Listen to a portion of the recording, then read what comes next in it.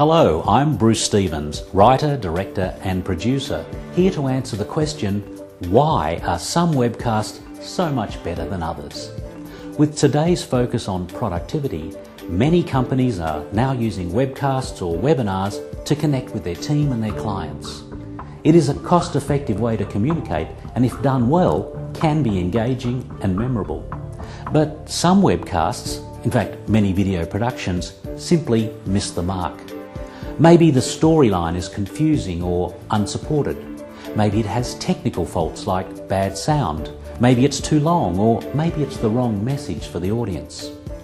But you may be surprised to discover that the number one reason for web clip failure is poor presentation.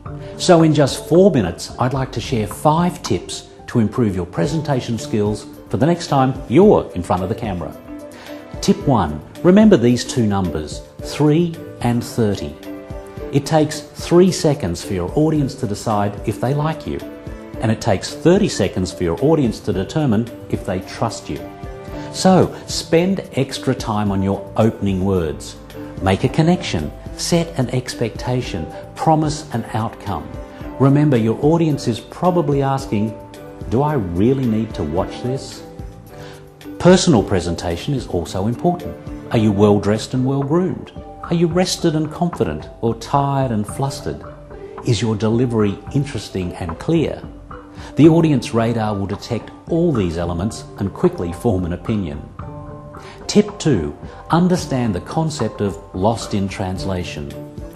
Along the electronic pathway from recording to distribution, about 1/3 of your performance energy is removed. It just gets lost in translation. A neutral tone will come across as negative. A negative tone will come across as funereal. So you need to upsize your performance. Add some extra energy, like starting each paragraph with a clear pause and a deep breath. Add either a small smile or a gentle head movement on positive words or phrases. Use occasional hand gestures when making key points. Tip 3. Start with a great script.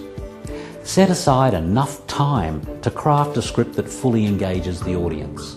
Create a storyline they can follow. Include points of connection. Get them on board your bus. Use the rule of 10, at least 10 minutes writing time for each minute of delivery. And be prepared to write at least 2, 3 or 4 drafts to make your script perfect. Write for a listener, not a reader. Say your words out loud as you review. And then have a colleague present your final draft back to you. Ask yourself, do I find this interesting? What can I improve? What can I cut? Tip 4. Become an auto cue expert. Most producers will provide an auto cue, so you don't need to learn your script word for word. But it's not just reading off the screen. There's an element of theatre and performance required. You need to act. And the better you know your script, the more believable you'll be. Download some free prompting software from the net, and using the perfect script you've created earlier, rehearse reading your script with your smartphone or tablet. Note any stumbles and revisit these on your script. Trust me, if you stumble on a read-through, you'll stumble on a take. My final tip, number 5, is bring in a professional. The fresh eyes and ears of an independent expert can guide you on content and scripting. What are the most important messages, and what is the most effective way to present them? You'll get an honest appraisal of your delivery technique, and usually some homework on key aspects of your presentation skills that, when upgraded, will make a real difference to the final product. And compared to what you might damage as far as your personal and brand reputation, any consultancy fees are a relatively small investment. When it's all said and done, the 2 questions you need to ask are, 1, did your presentation engage the audience? And 2, how many of them are looking forward to watching you next time? I'm Bruce Stevens. Thanks for watching.